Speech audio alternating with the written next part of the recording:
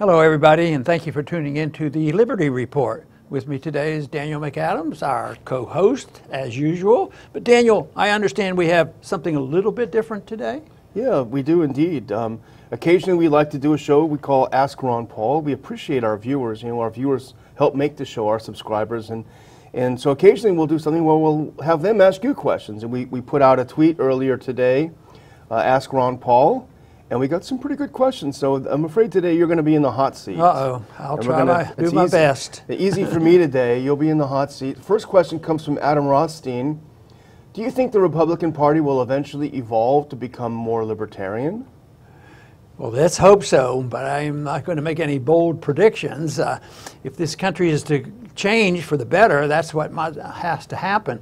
But people shouldn't think about changing the Republican Party, and I mentioned this a lot in the presidential campaign. If we have a true revolution and change for the better, it won't involve just the Republican Party. The downside of what happened to us in the last 100 years, the progressive influence, from the beginning of the last century, we developed an affinity for income taxes and Federal Reserve system and intervention in our personal lives and certainly intervention in the economic lives. And Nixon stated it clearly, we're all Keynesians now. And it involved Republicans and Democrats because that was a prevailing attitude. So I never looked at it that, boy, if we could just make the Republican Party more libertarian, because I see things in terms of ideas. And if a country accepts certain principles and ideas, and at one time we accepted the basic principle of individual liberty in our early history. So if that occurs, and then those ideas will infiltrate and influence everybody. It will influence the Republican Party, the Democrat Party. It would influence the professors in the universities. Every place would have a different attitude. Today, we're seeing the consequence of the encroachment of an authoritarian system that's been around for over 100 years, and it needs to be changed, will be changed. The question is can we win and move everybody in the directions of libertarianism and less government? I happen to work on the assumption that we certainly have a chance, and we certainly don't have a chance if we don't try. And right now, quite frankly, I'm more optimistic about that than saying, oh, you know what, if we just elect a few more good people and put them in the Republican Party will be libertarian. They'll be able to stand up to the statism that they have to fight. I think that's the wrong approach. Ultimately, though, I was in politics for a long time. I think the answer is changing the country to become more libertarian. Then the Republican Party will be more libertarian as well as the Democrats. Good. All right. Let's move on to number 2, if we can have the second one. This is from Pat Ryan. Pat asks, what is the best process to end the Fed? Should it be gradual or sudden? This is a good question, and it can vary. We have a little experience in our history of ending central banks. We had a first national bank and a second national bank, each lasting 20 years in our early history, and they were ended suddenly, but they weren't as intrusive. They didn't run the economy. They didn't fix day-to-day interest rates. But Jefferson ended the first the first national bank, and Jackson ended the second one. And then, of course, we had the abuse of the system with the Civil War, with Lincoln, getting off the gold standard and allowing the greenbacks to be printed, and with the chaos of the Civil War and the bad economy following this, they decided there still was a belief, a prevailing attitude still existed, that you had to have gold backing the money. So in 1875, they passed a bill which was called the Resumption Act, and it was very smooth. For 3 years, they gradually quit printing greenbacks. They spent less money. They balanced budget more so, and there was confidence placed in believing what governments would say. And when in 1878, when the actual conversion from paper money to gold was there, which reintroduced the gold standard, it came pretty smoothly, and it was not a big event. Those conditions don't exist today because the Federal Reserve has become the main engine of economic planning, the engine of inflationism, and sets the condition for all the problems that we face, because the system is so dependent on the Fed, whether it's the welfare state or whether it's the warfare state, and all the financial markets are very dependent on the Federal Reserve. So I would say that it's very unlikely and I do not advise it, saying, you know, if I had the keys, just take it and close the doors and it's over and done with, like they did in the past. It would not be acceptable. The person that did that would probably have a shorter life than otherwise. But it's always going to be difficult. So I would say that you can't close it down until you get rid of some of the dependency on the Federal Reserve. And my argument here was, instead of saying that we will end the Federal Reserve on day certain, is that to say that what we do, we should have a transition period where we phase out the spending. But what we could have are the legalization of competing currencies. And that notion has been growing. As a matter of fact, it has introduced the notion, could it be possible that the cryptocurrencies may facilitate this? And there's still a lot of questions out. I still have questions about it, whether that will work, because I have spent a lifetime thinking about sun money being something that cannot be created out of thin air, and that means the precious metals. And the only thing I have going for me on that is 6,000 years of history.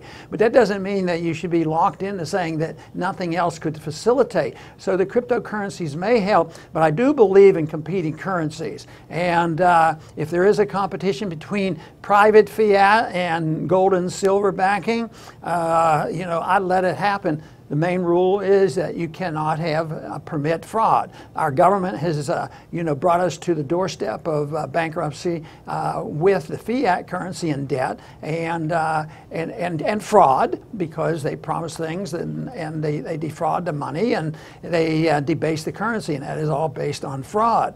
So I would argue the case that you should work for a gradual transition, but I also work on the assumption it probably is not going to work that way. Yeah, what I spoke about was in a way theoretical and hoping that we could come to our senses.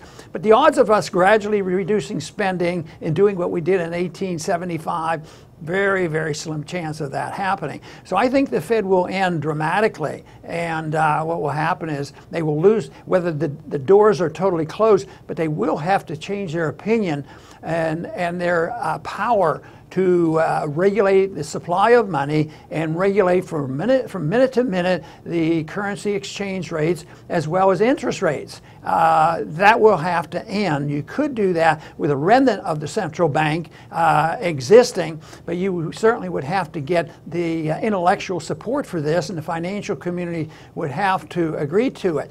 Now, if nothing like that is done and it ends badly and it just collapses, that would be the collapse of the dollar. That would be the most dangerous thing to do. So the sudden ending with a financial crisis and the collapse of the dollar is the thing that we should try our best to avoid. But quite frankly, it's a potential that I sort of dread. We're not on the doorstep of that happening, but it could come up under the conditions that we exist today, because what holds the conditions together so often are subjective thinking about, oh yeah, we can trust it, we're rich, we're the powerhouse of the world, and we have the military, so nothing is going to destroy the great empire of America. Well, empires come to an end, and when they do, their currency usually goes with it. So I spend my time trying to avoid the catastrophic end of a system like this. Although I want it to end, it could be done more smoothly. And of course, I think the odds of that happening are pretty slim.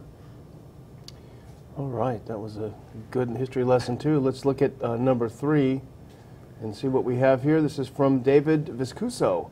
Is the return to the gold standard inevitable after the next financial panic? It's pretty similar to the last one, yeah, but it's kind of builds on what the previous one was. I work on the assumption that yes, gold will return, only because that is what has happened throughout history. When you want to restore confidence, whether it was at the time of the Roman Empire on up, when confidence was lost by debasing the currency. Back then they didn't have computers, but they diluted the metal and they clipped coins and did all these things. But the only way you could restore confidence was to go to the metals and say the currency is redeemable in the metals. So I think it will be. I don't think that even you know, the participation participation in cryptocurrencies, if that exists, I do not believe that it will eliminate the need for something of real value to serve as the ultimate money. And the more chaotic it is, the more the metals will be required. So, but it's not inevitable that our government will come to its senses and all of a sudden have a new gold standard. But if the market's allowed to make this decision, they will make use of something of real value. And of course, throughout history, other things have been used too. Even in our country, they've used tobacco and other things as money, as a form of medium of exchange. But ultimately, though, I believe there will be the restoration and the emphasis put on the use of gold. Just think, gold was outlawed in 1933, and up until 1975, we weren't even allowed to own gold. So as bad as things are, we've made some progress, you know. And there's an identification that the feds are out of control, because when they took over, gold was $20 an ounce, and now it's of course near $1,300 a month, $13 an ounce, and therefore, you know, gold will return. How it's going to happen, I don't think it's anybody can tell us exactly how that's going to happen. All right, we're moving on to number 4 now, if we can have a look at it. Fourth question comes from the Verg podcast. Back to politics. With instant access to facts via the internet, why do people still tend to re-elect crony politicians to office? Well, you know, the system is cronyism. The system is interventionism. And for people to manage or participate or benefit or satisfy their customers, the voters, they have to be a crony. And it is the system that is bad. Some people think that we have to just modify our elections and change our elections and keep these bad people out. It's not quite so simple. The elections are rigged in many ways, but the whole problem is the system that we have. It's too big. You have to change the role for government if you don't want any cronyism involved. And this is the whole trouble. Now, under today's circumstances, as bad as it is, if you had individuals that were only elected with character and honesty and want to do the right thing, you know, you could have a transition work out, but it's not going to happen. You can get a few of us to go up there and sound the alarms, but no, I don't think the battle is in Washington, D.C. Cronyism is going to exist because that's the way it operates, and the lobbyists are in charge, and they're foreign lobbyists, people who lobby for foreign governments. They're financial lobbyists, they're military industrialist complex lobbyists. There's so few lobbying for liberty, and that's where the problem is. So yes, cronyism exists. It's going to continue to exist until the people decide and understand, you know, there is a different option. And this debate went on with the founders, and the founders were, I'm amazed at how well informed they were about history and what liberty was all about, and what individual rights meant and what natural rights meant. And we need a restoration of interest. That I think it's happening, and a lot of young people I meet are fascinated with this. And this system is going to come down, so there's going to be an opportunity for us to refresh ourselves and look toward a system designed to protect liberty, and just throw all the cronyism will end when the people no longer demand it. But just think how many people depend on the welfare warfare state. The majority of the American people. That's where the problem is. The dependency on the cronyism, and that's why cronyism is a symptom rather than the cause. All right, well, that was a pretty good 4 rounds. We have a bonus round for you, and this is a little more lighthearted, but it's a good question anyway. People wonder this. We have the final one. What's your favorite band musician? Just some libertarian is asking. What music do you like? Yeah, I'm so old-fashioned, they might not be interested. But when I'm in my car and I have my satellite radio, I keep a station on where I listen to Frank Sinatra. And I find it fascinating, you know, to listen to him.